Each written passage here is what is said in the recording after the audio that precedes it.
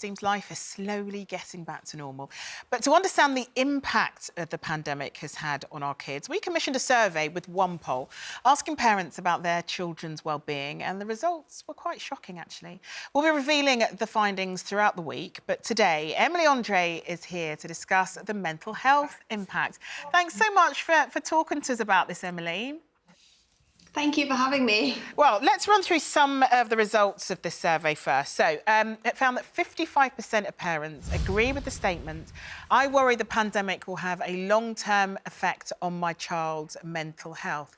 As a parent, especially, are you surprised by this? I'm actually not surprised. I think, as you guys have all been saying, we've just gone through the most up and down year, and it's just so unprecedented. And I think, we're all reading in the news a lot about children's mental health and worries about, the impact on their mental health. And I think it's completely normal that a lot of parents are going to be worrying about how this is going to affect them going forward. Yeah, in fact, 46% of parents say the pandemic has had a negative impact on their child's mental health, and 46% also agree that their child's mental health has suffered for the first time ever as a result of the pandemic. I mean, there are so many different issues that can be brought into this, but in your opinion, why do you think that is? I think there are so many factors. I think it's really, really complex. Obviously, it's different for everybody. But with the multiple lockdowns we've had and school closures, a lot of kids are probably feeling very socially isolated. They've lost their routine and structure and a lot of coping mechanisms that they probably had to deal with stresses in their life before the COVID pandemic. They can't draw on those anymore. Things as well, like they're on the internet a lot more, maybe cyberbullying, less physical exercise. I think all these things are going to play into, increased numbers of mental health presentations in children that we're seeing. So how have you and Pete managed to navigate this? I think, like all parents, we are just kind of doing the best as we can day by day. And, the way that I've done it is just to try and give the kids as much routine and structure as possible. When everything around them is chaos, trying to kind of make some sort of stability for them. So, trying to get them up out of bed at the same time, going to bed at the same time, routine around their meals, and just trying to do activities, trying to get them to do exercise if I can. So sort of simple things like that, really. But it's really difficult. It's so hard, the exercise thing, isn't it? Just because they've lost all that sort of just that movement that you just have through the day. And I can literally see it with my girls. They'll get themselves in a bit of a state and say, go for a walk, just do something. But it's like any of us, whether it's children, the more lethargic you get, often the more lethargic you get. I mean, both my girls have been having counselling through the pandemic. I mean, I'm lucky enough to be able to pay for it.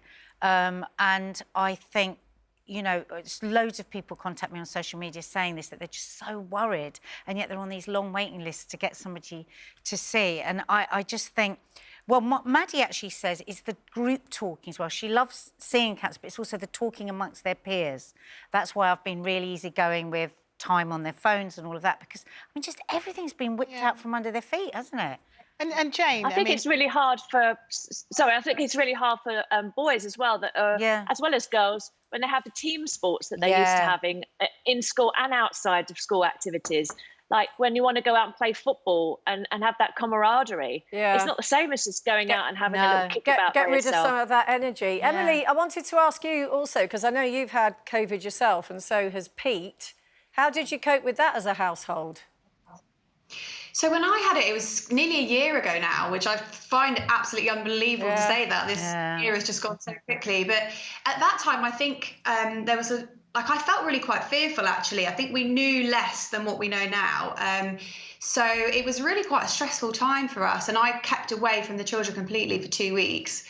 And luckily, obviously, recovered completely. When Pete had it a bit more recently, I felt more relaxed. I think he didn't. Going through it himself, he felt quite anxious, but I felt quite relaxed, and I tried to kind of put that across to the kids so they didn't feel worried and anxious, because I think it's easy to put your anxiety onto them, isn't it? And for them to think, And what sort of a patient was Pete?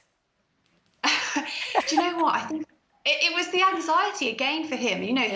He's healthy, he does a lot of exercise, but he still was really worried at the time. And I understand that, because we see so much in the media, don't we, about obviously, the scary stories. And I think that really impacted him. So, but other than that, he was quite a good patient. Emily, did it cure him of his bad dad jokes? No, it did not. You think it didn't. No respite for you. Are you looking forward to next Monday for the school run? Do you know what? I actually am, because I really love that kind of. I know we can't congregate at the school gate, obviously, but it's just that nice, just seeing other mums. That just doesn't happen anymore, does it? So I am quite looking forward to it, and to see, you know, my 7-year-old Millie, to see her with her friends again, all of them together. It's so precious. I can't wait for it, honestly. And I've loved the clips of Peter doing the homeschooling online. They've made me laugh so much.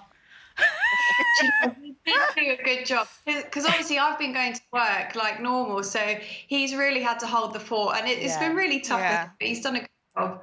Oh, well, I tell you what, we of course are talking all about this because of our survey. So we do have some information online regarding, you know, dealing with your kids and anxiety, for example. But we do have a few tips. Things like, not dissimilar to what Emily's just been saying, talk to them about what's going on, keep communication open, try to answer their questions and reassure them in an age-appropriate manner, and encourage them to do things that help them when they're finding things difficult. It's like Nadia said, exercise, for example. But Emily, thank you so much for talking through those results. And it's an absolute pleasure to see you as always, and give Pete our love. Big kisses to Pete. Thank you so much. Thank you for having me. Bye.